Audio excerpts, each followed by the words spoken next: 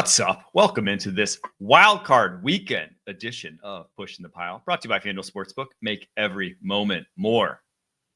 Kyle, it's a big weekend. 6 games on tap. A lot to get through. Our first off the ball segment today, though. NFLPA released their All-Pro list. Now, this isn't the AP All-Pro list, right? This is the Players Association. They did this after you retired, right? You never voted on this thing, right, when you were in the league?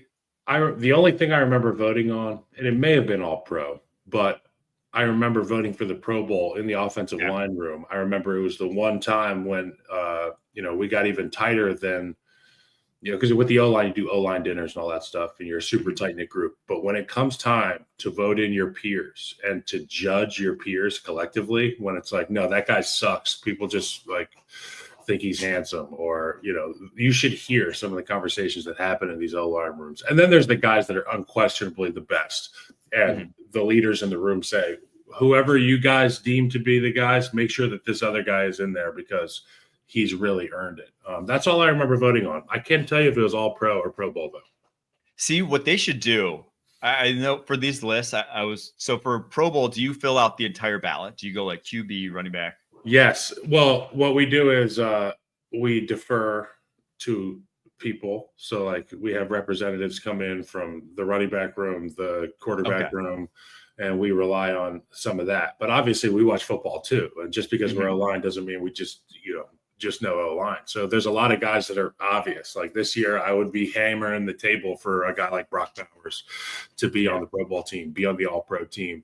And then obviously you've got your buddies around the league, maybe teammates from college, and you're always hammering those guys home as well. But there is a lot of fairness there. I think the one list that gets cheated, in my opinion, is the NFL Top 100 list. And they always say it's filled out by players, for players. And here's how it's gamed. They get you when you show up to the Pro Bowl because it's the Pro Bowlers vote on it. And they give you a sheet of paper with 100 spots, and they're like, fill out your top 100. There needs to be a better structure, maybe a dichotomy to the selection process that allows you, who would you like to vote on first? Offense. Okay. Do you want to vote bigs or skills? And then you click that, and then there's a list, and then there's got to be some stats and some context, because if we get guys who are on the way to their hotel rooms and trying to check their families in Orlando, Florida, after a long season, the last thing on their agenda, their priority list, is filling out a top 100 list. Obviously, guys fill out the top 10. So it's Mahomes and Lamar, Josh, all these guys.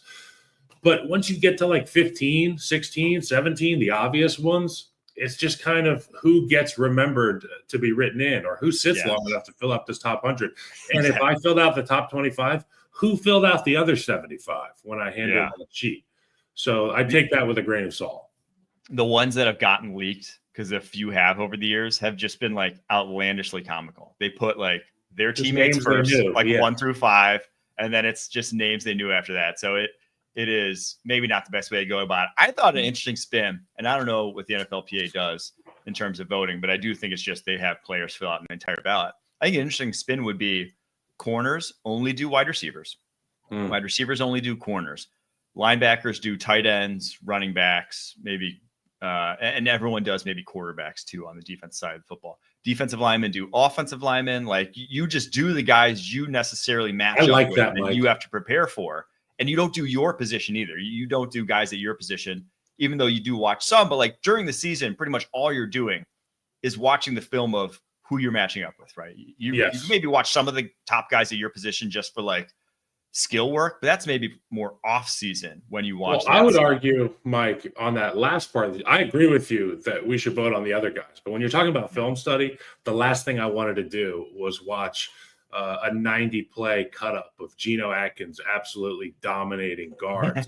So what I would do is, instead of focusing on the monster in the movie, I would focus on the hero in the movie. And sometimes the hero dies in these movies that you watch, and you figure out what the hero could have done differently, and that's how you formulate a game plan. But if I'm sitting there watching these defensive linemen all the time, when I close my head at night and I lay down on my Tempur-Pedic, all I'm going to be thinking of is that cut up, that kill feed of Geno Atkins, of Ndamukong Suh, of Von Miller when I played tackle. not a good look. But I love the sentiment where it's like we should vote for the guys that we prepare for all year and that we judge all year. Yeah, I think that would be an interesting spin because right now, we'll go through the list here. It basically seems like just, any other all-pro list. Here's what the NFLPA had. Quarterback, they had Lamar Jackson. Running back, Saquon Barkley. Fullback, Kyle Juszczyk. Love getting a fullback in there. Wide receiver, Jamar Chase and Justin Jefferson. Tight end, Brock Bowers. Offensive line is left tackle, Tristan Wirfs. Left guard, Joe Thuney. Center, Creed Humphrey. Right guard, Chris Lindstrom. Right tackle, Penei Sewell. Defense side of the ball. Edge rushers, Myles Garrett, Trey Hendrickson. Nose tackle, Dexter Lawrence. And then they have 2 more interior defensive linemen, though. So they're running 5 down here with Chris Jones and Jalen Carter on the interior. Off-ball linebacker, they go Roquan Smith, Fred Warner. Roquan, I assume, in name only there. Corner, Patrick Surtain, Derek Stingley, and your safeties are Xavier McKinney, Kyle Hamilton. I'm not going to read special teams because I don't necessarily care about special teams. My all-pro list, though, would be this. I want to give you mine and then hear your takes on it. I would go quarterback, Lamar Jackson. Running back, Saquon Barkley. No debate there. Wide receiver for the actual all-pro list is 3 guys. I would have gone Jamar, Justin Jefferson, and then Amon-Ra St. Brown. Tight end, Brock Bowers. Left tackle, Tristan Wirfs. Left guard, Quentin Nelson. Center, Creed Humphrey. Right guard, I would go, oh gosh, why am I blanking on who I want? Quinn Miners, yes. Right tackle, Penei Sewell. Defensive line, I'm going DTs, Chris Jones, Cam Hayward. Cam Hayward not making it was, even if it's close between him and Jalen Carter, what he did at 35 years old, give him an all. Yeah, it's a body of work award, as well as the fact that this guy went out there this year and carried that defense. Carter's got a dozen more years to win these. He's going to. So, I said Penei Sewell at right tackle. I meant Lane Johnson at right tackle. I screwed that up. Sorry here. He's changed on the You said on the pod, yes, Penei Sewell, but you have written on your list Lane Johnson. Lane Johnson, for history's sake. Okay, it's Lane Johnson. Edge rushers, Myles Garrett, T.J. Watt, because the All-Pro does the right thing and classifies it as interior defensive lineman and edge rushers, so we don't have that weird mix-up. Linebackers, I'm going Fred Warner, Zach Bond, Dian Henley. Henley's been awesome this year. Great tackler, great range, a key to that Chargers defense. People think Chargers don't have talent. It's because a lot of the talented guys in that roster are people that not necessarily everyone knows about. Yeah, mid-round guys that are just they're getting the most out of. Cornerbacks, Pat Surtain, Derek Stingley Jr. Slot, I'm going Brian Branch. I'm cheating a little bit. He's not a full-time slot, but he plays there a lot, and he's the best in that role in the NFL. Safeties, give me Kyle Hamilton, Kirby Joseph. Anyone you hate, anyone you change, anyone you love. Well, obviously, I'm going to go straight to the fat guys here. I'm going to go to the offensive line. And you can't be wrong. I don't hate any of these. I have some questions about the selection process as it pertains to my guy, Joseph Thuney. Okay, so I know he is an all-pro left guard. How many games would he have had to have played at left tackle to qualify as a Pro Bowl tackle or an all-pro tackle? Well, so it's there is no actual criterion given for positional designations. That's why J.J. Watt the one year was an all-pro edge rusher and an all-pro defensive tackle. So it is eye of the beholder. So I guess this is a hot take, but I think Joe Thuney should be a Pro Bowl left tackle and an all-pro left guard. In the same year, not because of how long he played, but because of the people that he played and the gravity of the moment, where the success or failure of the Chiefs' offense rested squarely on that left tackle position. And when Joe Thuney made the move to left tackle, and I believe it was the Cleveland game, I believe he was going to Cleveland to play against Myles Garrett. And then it was, a number of the Texans, the Steelers, and there was another one in there, but he was aces in all of them. And the offense for Kansas City, while getting healthy as well at skill positions, they got even better with Joe Thuney at left tackle. Scary. And I just think it's one of those, you read a book, you love the book, but there's only a couple pages with Post-its in it so that you can go back 20 years later and be like, this was a crazy thing that I read from this. this is one of those post-it note moments in Joe Thuney's career. Really fantastic. And I think there should be a way to highlight that. It really was. I mean, obviously I went Quentin Nelson if there was. And I'm not mad at Q getting this. Hey, you go, Q. You go, Q. I just love that he's back, man, because he was struggling for a few years. Not struggling by he's banged up. But he had so many injuries and so many just like injuries that he played through that you obviously can relate to guys doing that to rebound then on the back end of that and not have it ruin his career. It's not for everybody.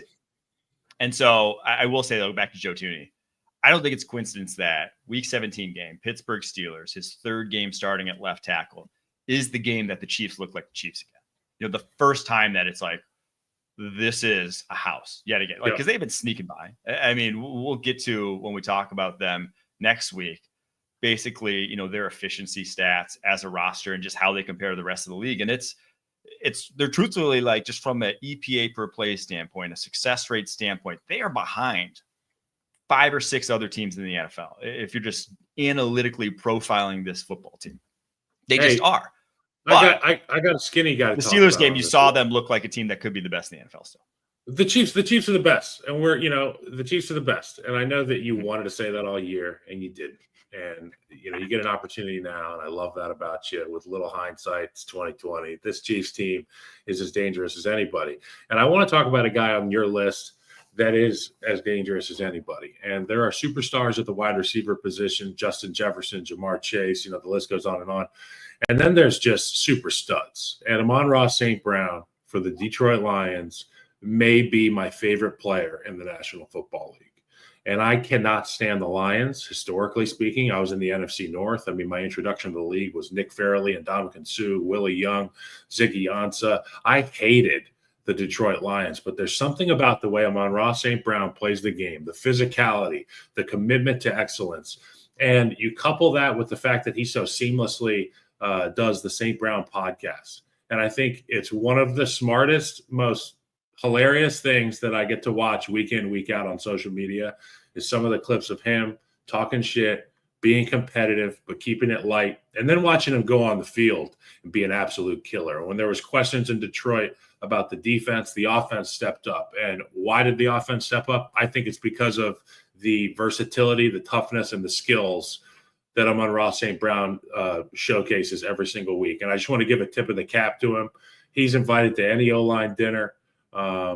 He is the consummate pro and badass and the superstar. And if you're a dad or a mom who's looking for a player for your young skill player to develop his game, his mentality, go watch Amon-Ra St. Brown play the game of football. And that's all I got to say about that. Yeah, if you're a casual observer and you see that the guy has a podcast, the guy wears a Green Bay Sox shirt, you might be thinking he's this like diva-esque wide receiver, right? That's like a lot of wide receivers get that sort of trope, and like some live up to that. He's the opposite of that. He makes headlines, but when he goes out there on Sundays, you can rely on him wholesale, whether it's doesn't drop passes, whether it's digging out safeties in the running game. Like, he will do everything to the best of his ability every single snap. He is a no plays off kind of guy. And it's like, to have Dan Campbell's culture and what they've built in Detroit, yeah, it comes from the head coach, but you need those type of players too. You need players that are going to buy in every step of the way. If you had George Pickens in that culture, yeah, he might assimilate a little bit. But if George Pickens was your number one there, it would not look like the Lions offense is right now with Amon-Ra St. Brown. He is a special dude because of not only what he can do as just like a talent in terms of getting open and catching passes, but also just how he leads in that locker room. So 100%, guy deserves it.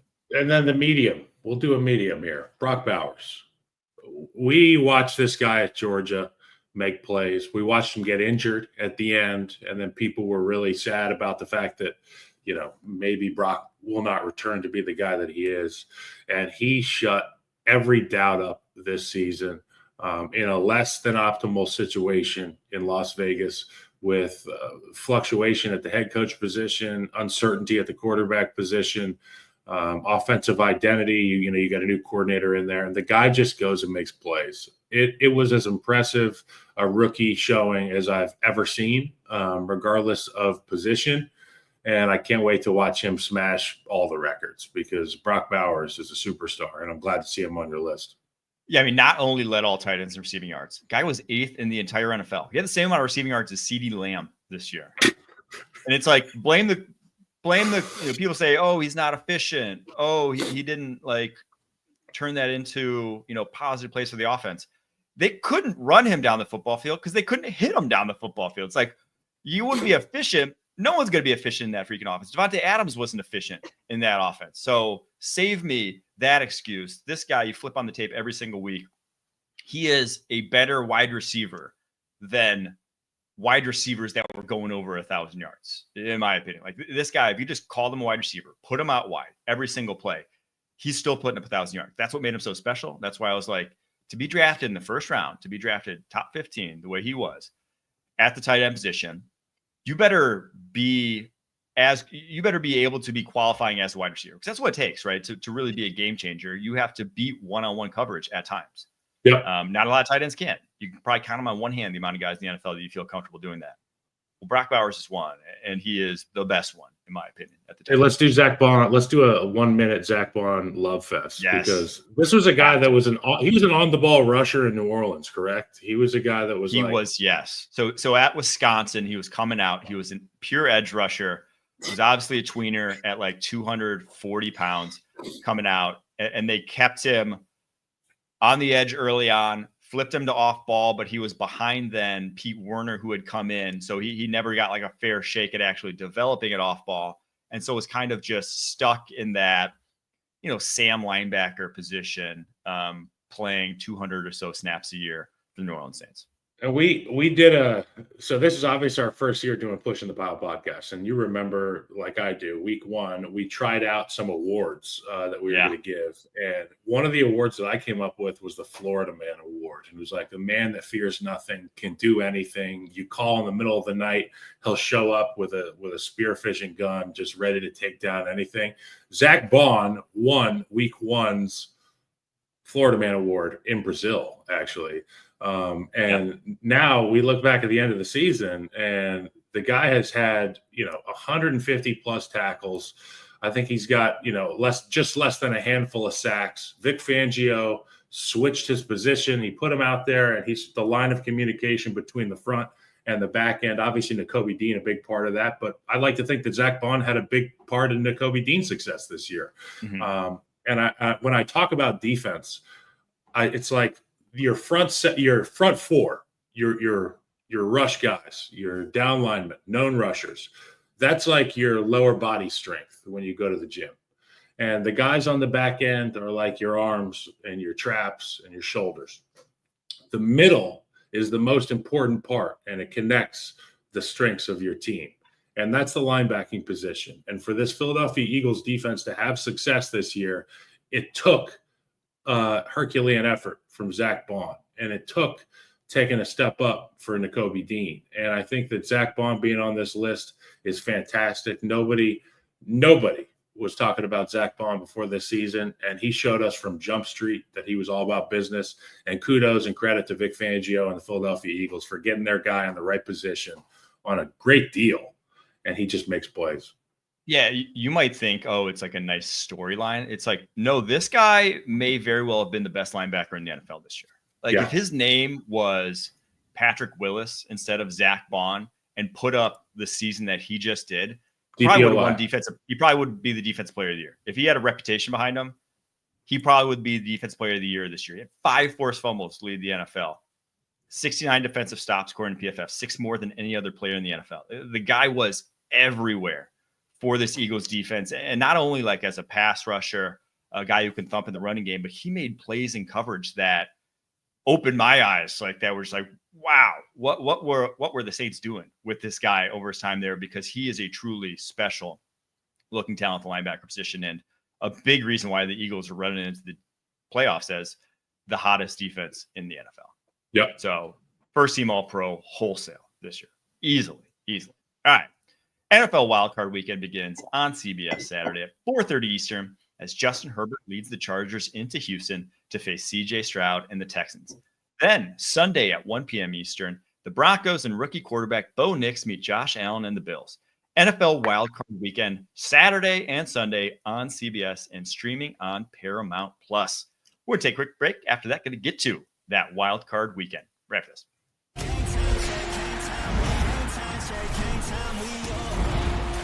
It's the beginning, we just got started. It's the beginning, we just got It's the beginning, we just got It's the beginning, we just got It's the beginning, we just got started. All right, before we get to the Wildcard Weekend, a little quick look back at our locks from Week 18.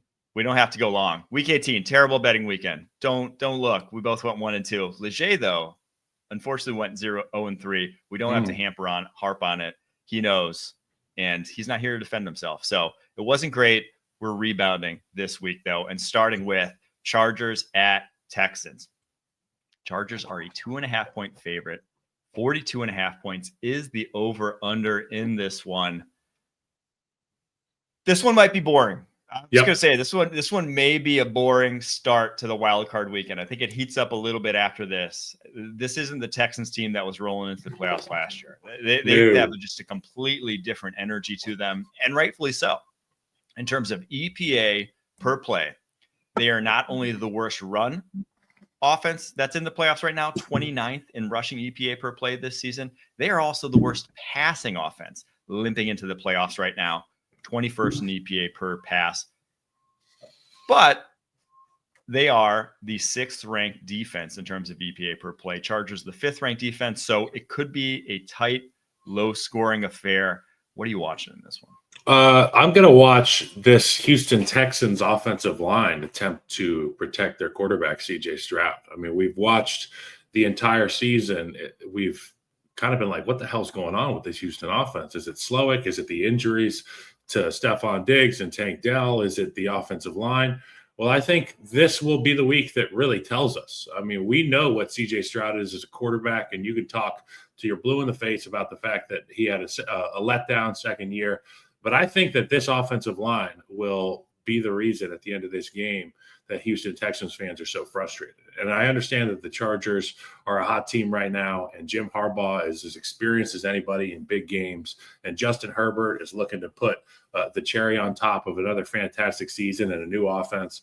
But I think it all comes down to this Chargers front versus the Houston Texans front. C.J. Stroud is like the second most sacked guy in the NFL right now. And you can't say that's all C.J. Stroud's fault. And I think against some of these rushers, they're going to be hard-pressed to get the job done against the Chargers. I love the Chargers in this one. Unfortunately, it was a good story last year with Houston, but things have kind of gone sour there. And with the injuries on the offensive side of the ball, it's going to be tough for this Houston Texans team to get it done. It will be. I just don't love how they're going to hold up in pass pro. You watch the Texans and you see why teams are going out and paying guards $100 million now. Sorry, Kyle, to really hammer this one home, but like the position's getting valued. The position's getting valued properly now, in my opinion. But when you don't have firm pockets to step up into, and CJ Stroud's a guy who's good at navigating pockets, right? I think he's very textbook in his movements. But when there's nowhere to step up into, when that pressure comes from the interior, the only movement's backwards and out. And if you just look at the EPA per play of quarterbacks when their scramble is backwards versus when their scramble is forwards, and it is night and day difference. Scrambling up in pockets is usually like a good thing. There's usually a result in positive plays. Scrambling back and out, it's usually throwaways, it's sacks, getting tracked down outside the pocket, or that's when you have those throws that oftentimes get either picked off or that are dangerous throws, is when you're moving backwards away from line of scrimmage. So that's what the Texans have to be dealing with all game long.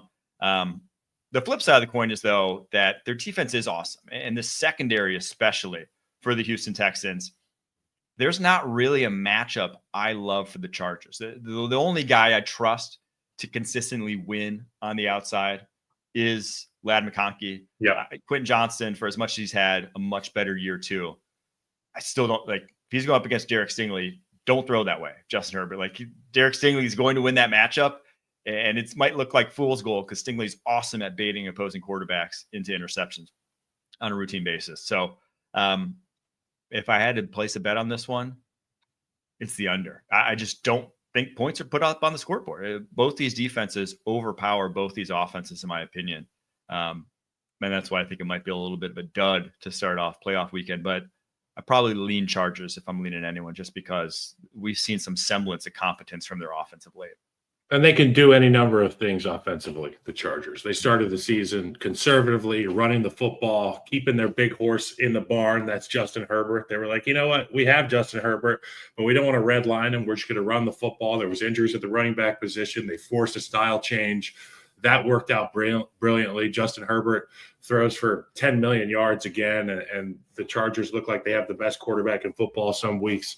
I love this Chargers team. I love Jim Harbaugh. I love everything that he's instilled in this group. They have a real sense of confidence, and it seems like they're having a lot of fun. And I think when you look around the NFL, who's having the most fun is often indicative of who's having the most success. And Jim Harbaugh's got that group playing loose and fast. Who's got it better than the Chargers? It's nobody. Nobody. Right.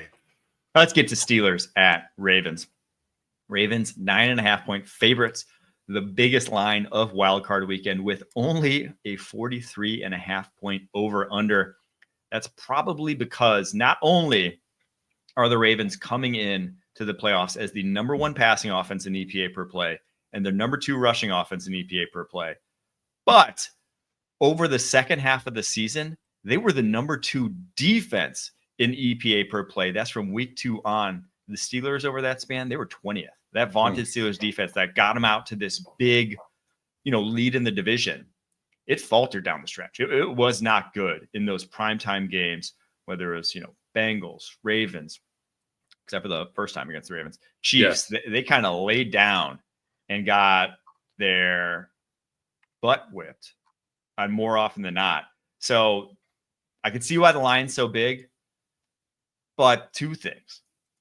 It's playoff Lamar, and it's playoff Lamar against the Pittsburgh Steelers that have had his number a lot of times over the years. And Mike Tomlin with a third time now facing him. I don't know. I just think 9.5 is a ton. I'm not saying the Steelers win. I don't think they win because their offense stinks. I just don't see them putting up points. But I think it could be a mud fest. I think it just could be ugly, muck it up sort of game that the Steelers keep close.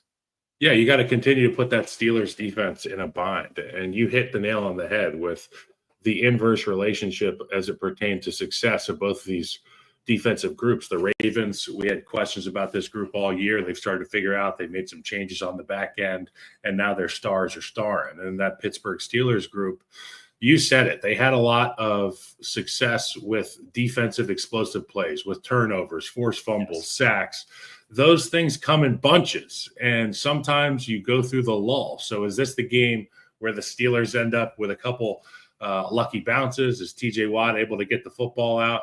But I think you got to put this defense in a bind with your two superstars. You went and you paid Derrick Henry and got him on the roster. You've obviously got Lamar Jackson, one of the most dual threat players in the NFL. So I want to make sure that nobody is confident with their eyes, particularly at the second level. And I think this coordinator does a great job with that. Obviously, he knows the weapons he's got in his stable. I think it's as difficult a defense to prepare for or offense to prepare for in the NFL as the Baltimore Ravens, obviously because of the stars, but just because of the multiplicity with what they can do. They can pull people, they can keep, they can outflank you in a heartbeat. I love the Steelers or the Ravens in this one, but at the end of the day, it's just another AFC North game. And to your point, it's Lamar Jackson in the playoffs. So I'm going to be watching this one with my eyes peeled. Speaking of multiplicity, I saw a chart yesterday, and I'm blanking on who tweeted it out, and I feel bad because it was a great chart that showed the correlation this season between offensive personnel usage and offensive success rate. And now sometimes personnel usage is a factor of being in favorable game scripts. Like you can put out different personnel when you don't have to pass, right? When you have to pass, it gets pretty static. You can't put 2 tight ends and a fullback out there. You have to do 11.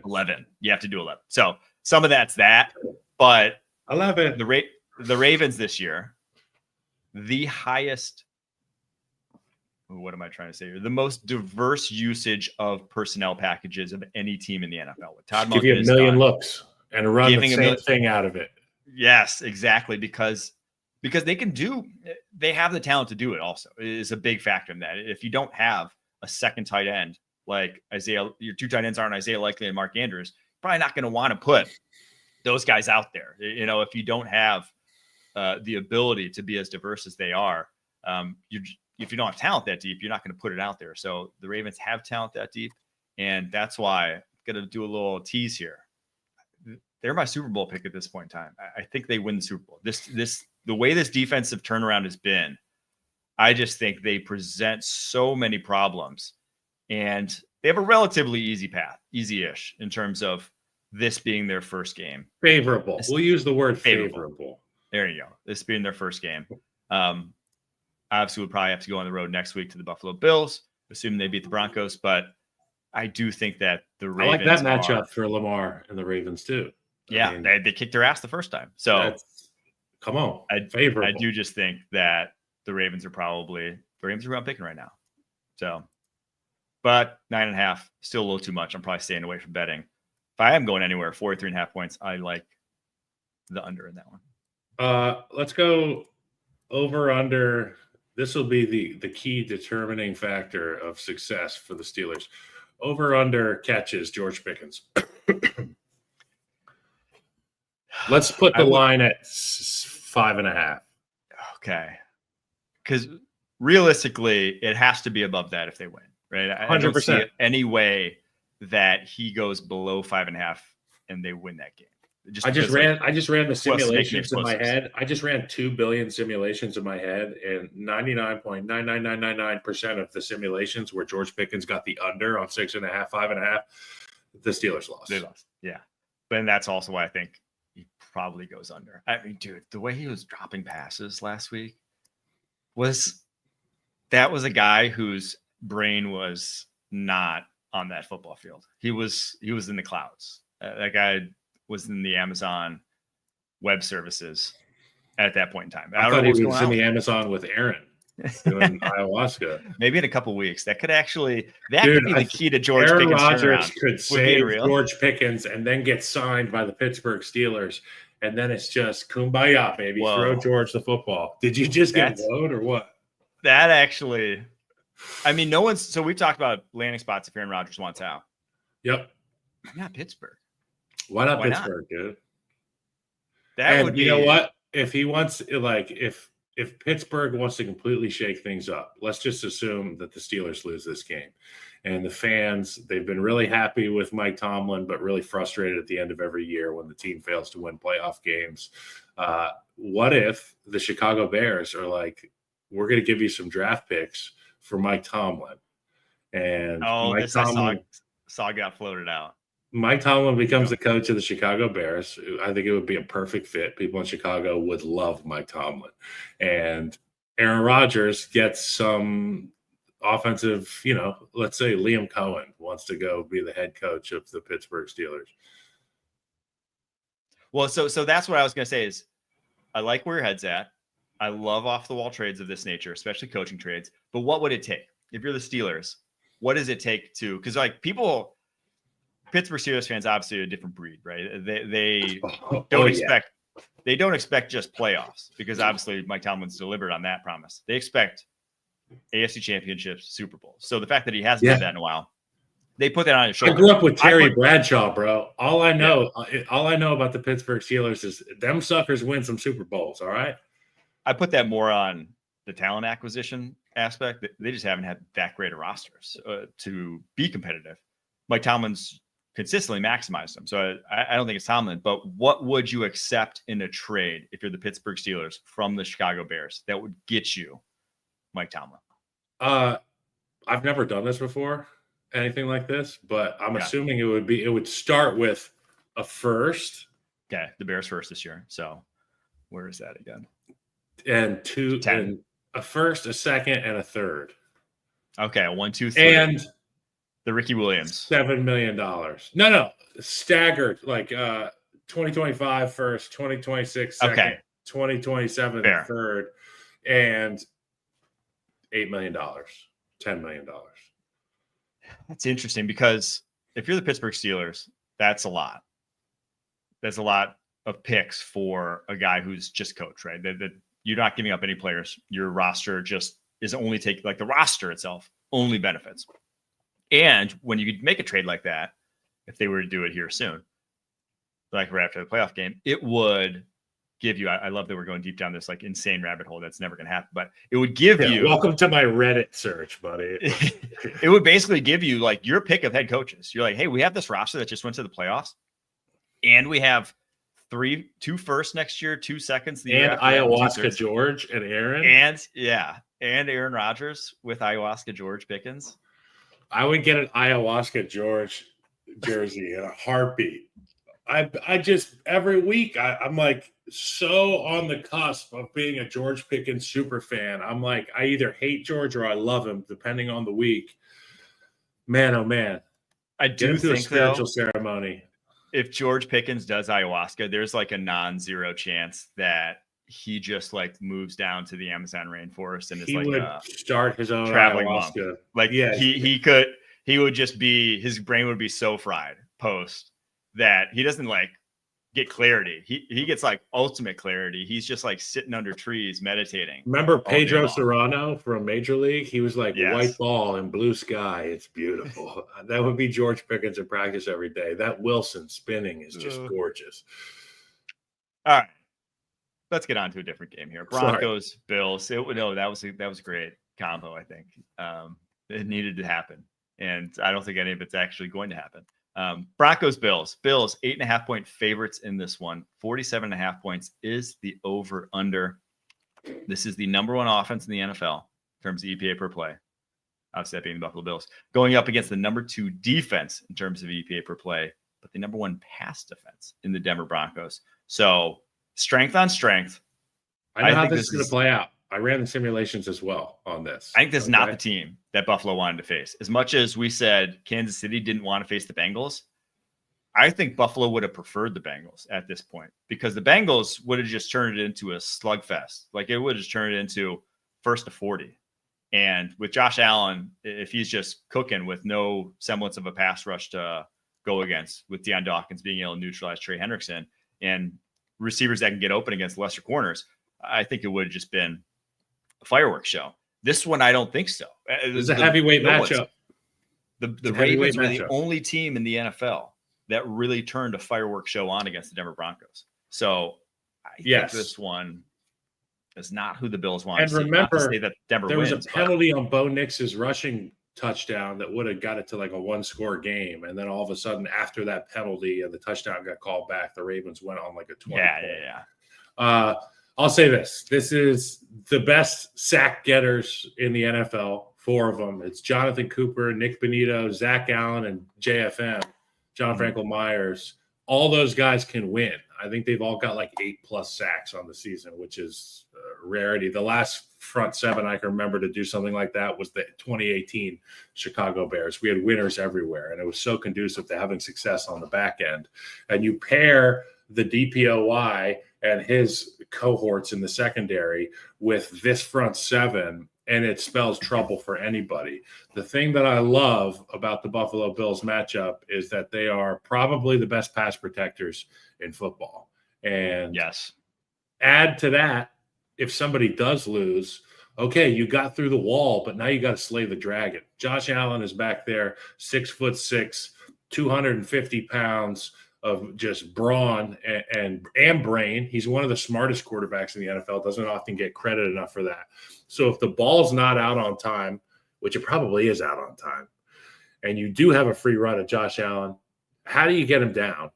And on the back end, when he does scramble away from one of these winners and breaks contain to the right side, and he pulls out the Blammy, the rocket launcher, can you plaster for long enough on these receivers? Because I understand that there's not many true winners out there for the Bills, but one thing you can't cover with skill is unspoken communication in the scramble drill. Time. And the time, Josh Allen with time and with that brain being able to work overtime and the scramble drills that we train all the time as offenses, I feel like it's not a great situation for the Broncos, whose teeth are the pass rush, who are going to be negated by the pass pro. This is like the least sacked quarterback in the NFL, not just because of how good the O-line is, but free runners can't get Josh Allen down on their own. Yeah, I mean, Nick Bonito is probably smaller than Josh Allen, and their leading sack getter. And we've seen him struggle with like bringing Patrick Mahomes down. I think he might struggle even if he gets one-on-ones to get Josh Allen just because of that. But not only is the Bills' offensive line good in pass pro, though, but the Broncos is pretty damn good, too. I mean, they've been excellent this year. According to PFF, number one pass blocking grade of any team in the NFL. Some of that's pumped up by the fact that I don't think a single Chief got a pressure last week on Bo Nix, which helps in that grade. But the Bills haven't been getting pressure a lot on quarterbacks this year. In fact, actually grade by PFF 31st in the NFL. Now, that's with Von Miller being basically – they used him as – they're saving him. Yeah. They almost had him as like the relief pitcher this year. He was the closer for the Buffalo Bills. Oh, we have to have a play Vaughn here. with crowd noise in the playoffs against the Broncos. Yeah. He had only 279 snaps despite being healthy all year long. I expect him to play like 50 in this game. It's playoffs. He is going to play a full complement of snaps. And all of a sudden that pass rush that was kind of meh, I expect them to be much, much better in this game and actually generate some pressure on Bo Nix. So I do still like the Bills to win this, but I do think the Broncos keep it close. I think they are uniquely qualified to match up with this Buffalo Bills team. You know who was one of Sean Payton's right-hand men in New Orleans? Aaron Kromer. Yeah. So I talk about him as the O-line coach being important, but maybe our guy has been in some of these meetings with the defensive side of the ball talking about some of the things that Sean Payton likes to do. Wants to do. And I know Aaron Kromer is the ultimate competitor, and if he can help in any way, he's going overtime, and he's going to be talking about his old boy Sean Payton a little bit. This one I'm really excited to watch, though. That one, the 1 p.m. on Sunday game, I cannot wait. All right, we're going to take a quick break after that. Going to get to Packers, Eagles, Commanders, Bucks, and Vikings, Rams to cap it off here right after this.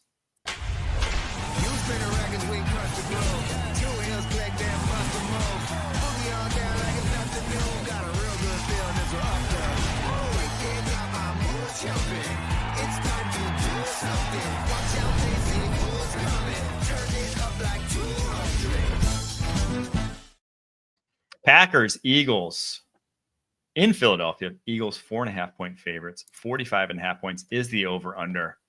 We saw this one way back in week one out in Brazil. Obviously, much different teams now, much different players, much different field at the link this Saturday. But this is kind of a real heavyweight bout in terms of there's no one matchup that is like strength versus weakness in terms of Packers. They have a top 10 rushing offense, a top 10 passing offense, a top 10 rushing defense, a top 10 pass defense. The Eagles, they're top 10 in all those as well. So these are just teams that do everything really well. They're very complete teams. If I had to say one spot where I'm a little worried on either side, it's Eagles wide receivers against Packers corners. But I think the Packers know that. When you really have that big of a mismatch, I think they're going to scheme up some soft zone stuff to really try to not put guys like Carrington Valentine on a island against A.J. Brown. But the obvious sort of thing hanging over this matchup, we have Jordan Love still limited in practice, not practicing in full as of yesterday, Wednesday. And Jalen Hurts, while back at practice, not technically through concussion protocol just yet. That's one of the steps to get through concussion protocol, but not fully through. Obviously, with that concussion a week and a half ago, still a big TBD. Now, I don't think him not playing is a death knell. And actually, I don't think Jordan Love not playing would be a death knell for the Green Bay Packers either, with how the backup quarterbacks have played for both these franchises. But obviously, you want both those guys out there if you are the Packers and the Eagles. Obviously, I want to see Jalen Hurts play, and I want to see. You want to see these teams. I want to see Jordan play off Jordan and play off Jalen. These guys have been fantastic to watch. And as it pertains to Jalen Hurts, I was reading some of the comments from a few of the offensive linemen, Mekhi Becton and Lane Johnson, talking about Jalen Hurts at practice on an article I read on CBSSports.com. And they were talking about he looks like Jalen. I mean, it was crisp, clean. The practice was great. So things are as advertised in Philadelphia with the quarterback situation. But even if he wasn't okay, we've seen it before with this Eagles team, not this same exact roster, but we've seen it before where a guy gets them to the playoffs and then another quarterback is asked to fill in. And Disney movies happen when that happens for the Philadelphia Eagles. It was Nick Foles and Carson Wentz playing flip-flop on their way to the Super Bowl in 2018, I believe, 2017. And then for the other side of the ball, Jordan Love, Matt LaFleur, it kind of mums the word right now on what's going on with Jordan Love. And you could see him trying to get that feeling in his hand, and we've all been there in football or any other sport. If you get that UCL, that ulnar collateral ligament, and that ulnar nerve, it runs all the way down into your hand, and you lose feeling in some of your fingers. No. Yeah. Jordan was limited. They were very brief. Yeah, he was limited, LaFleur said Wednesday. And then they asked how certain Jordan was that he would play against the Eagles, and he said yes. So kind of a terse. Love that. Maybe some salt coming there from Jordan Love, but you can fully anticipate seeing both those guys. As it pertains to the game, you know how I feel about this Eagles front. And you couple that with two winners on the outside and the experience of not only a lot of the guys in this locker room of playing in big games, but Vic Fangio, the defensive coordinator, is one of the best big game coordinators, and he gets his guys as focused and dialed in as anybody. And I think that's really what I'm going to be watching is the Eagles defense going to be, are they going to have their horns out or not? I mean, and if they don't, and if they play with their food a little bit and Jordan Love gets hot, we've seen it happen before. And will they have done enough offensively to stave off Jordan Love's attempts in the second half?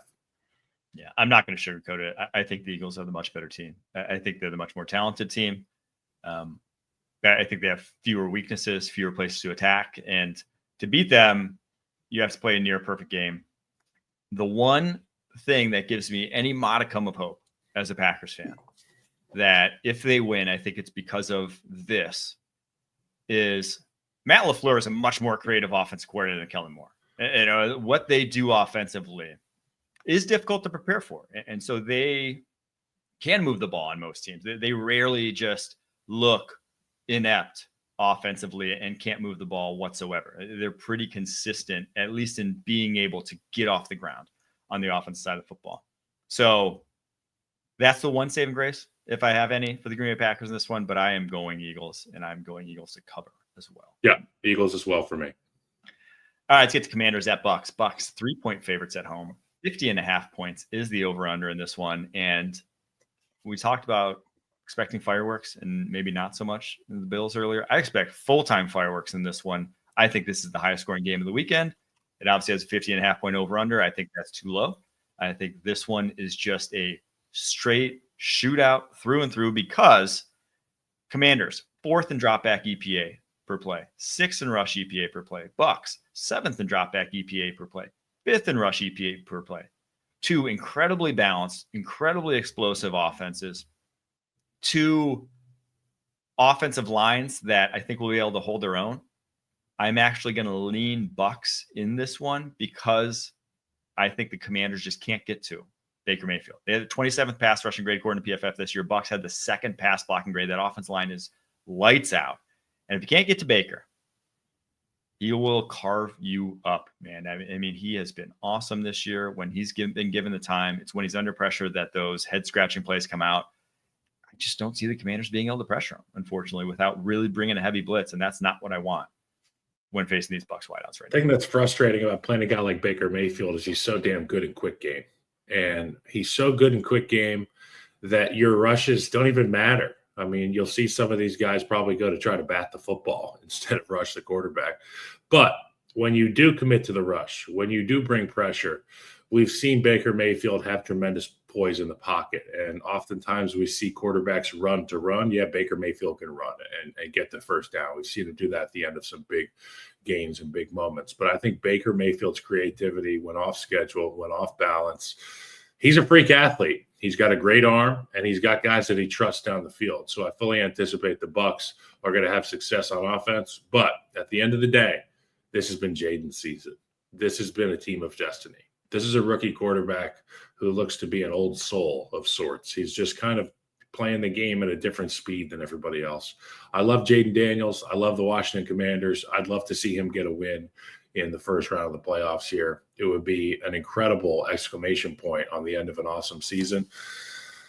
But I can say all the same things about Baker Mayfield. So this one's going to be tough, but I am going to pick the Washington Commanders. Okay. Yeah. This one, I'm not have a fully strong opinion because when so many points are getting put up, who's got the ball last? He could swing. Yeah. One of those things. And betting against Jayden Daniels this year, he's been outstanding. And especially given that you've harped on this, they're going to take any training wheels that were off in the run game. He's a full motorcycle this week. They are going to put the running game on his back because he's capable of that, because he's their most dynamic player with the ball in their hands on the entire football team. Like, you want him running if at all possible. It's just they tried to save him for the season and try to avoid injury with his body type. But this is it, right? You ain't there's no trying to avoid injury. There's just trying to win a Super Bowl at this point. And with the Tampa Bay Bucs and their secondary so banged up, might be without Tyke Smith, Jamel Dean, Mike Edwards. If that's the case, man, I think they'll put up a ton of points. It's just going to be, like you said, who gets the ball last then at that point. All right, let me go to Vikings Rams. Last game of the weekend. Vikings, yet another road favorite as the 5 seed heading to the 4 seed.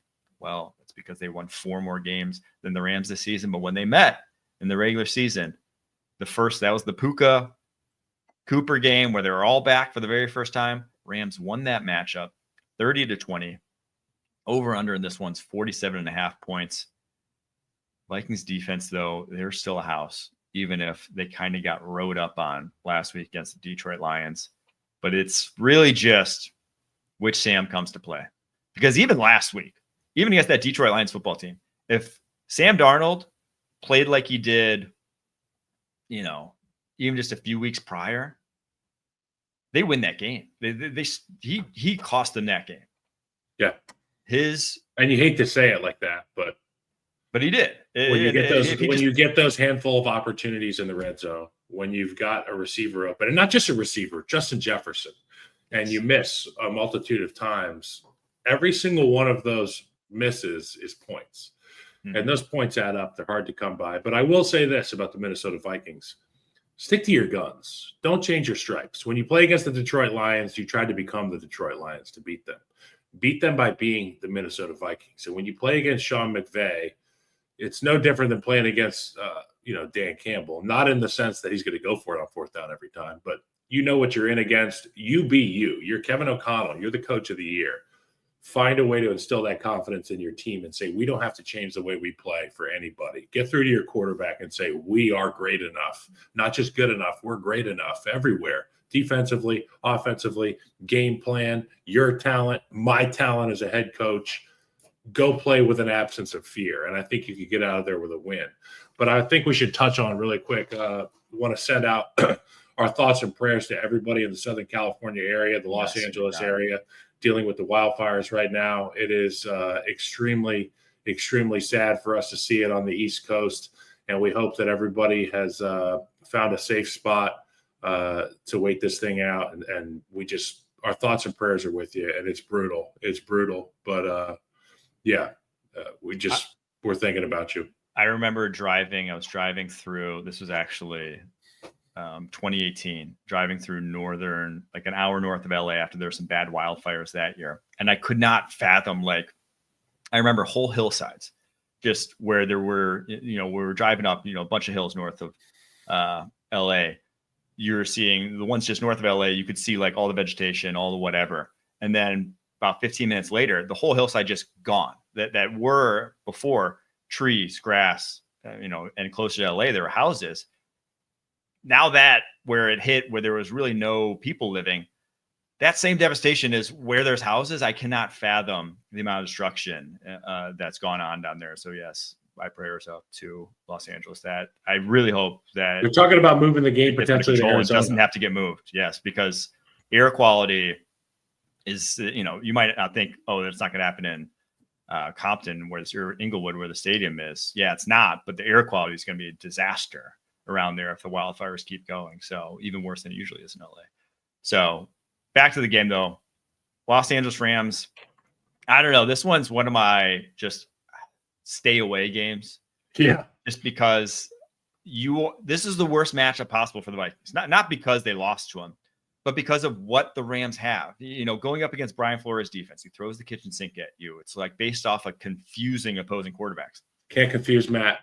Can't confuse. You're facing the most veteran quarterback and the best, with the biggest brain of the head coach in the playoffs, right? Like you are facing the worst combination possible to go up against this defense that's crushed lesser OCs, lesser quarterbacks all throughout the year.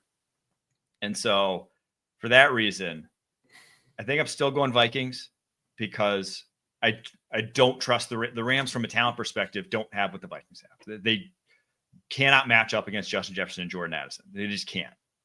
So I trust them for that. But if you told me the Rams won this game, I would not bat an eye. It truly is a toss up to me. So probably going to lean Vikings, but don't feel great about this one either way. I've got my pick here, and it is the Minnesota Vikings. And I think that what's at stake for Sam Darnold is let's not sugarcoat this. Sam Darnold is a rich MF already, okay? But there is some wealth that can get him a fleet of very large boats if he were to go out there. And he's thinking about it. You can't tell me that he's not in the back of his mind, that he doesn't know. Buddy, let me tell you, and every single one of those guys that showered him with a water bottle in the locker room last week or 2 weeks ago, they're going to be thinking about it too. And so there's preseason speed, regular season speed, playoff speed, and then there's playoff speed with a quarterback that took you there that potentially could get so rich he might buy you all houses.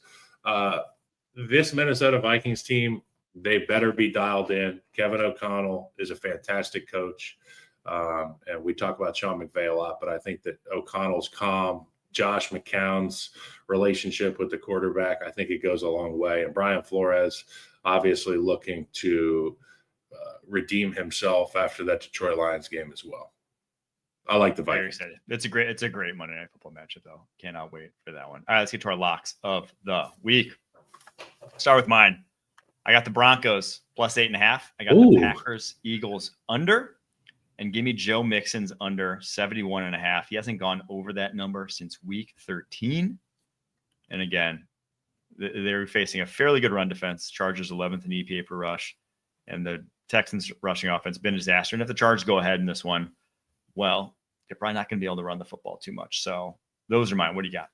I got Josh Allen probably finding his way into the end zone, scampering, running over some people. Anytime touchdown, Josh Allen. Matt Stafford, over 22.5 pass completions. I could see this game getting a little bit loose maybe if this Vikings offense decides to score some points. If Sam Darnold decides to show up, Matt Stafford's going to have to chase. And then Saquon Barkley over 101.5 rushing yards. Why you got to do that to me? Why you got to do that to me? I've done this for Saquon Barkley a number of times, and the guy has never disappointed me. Even with the, 1 week I said like 200, and the guy was sniffing it, and that was wild. So Saquon Barkley didn't get his record, but maybe he can set a playoff record. And Harry's got Baker over 1.5 passing touchdowns. Is that really his line? Because that's a cheeser. That feels pretty soft. All right, there you have it. That's our show for today. We'll be back on Sunday night to recap all the playoff games. Until then, keep pushing. Stay safe.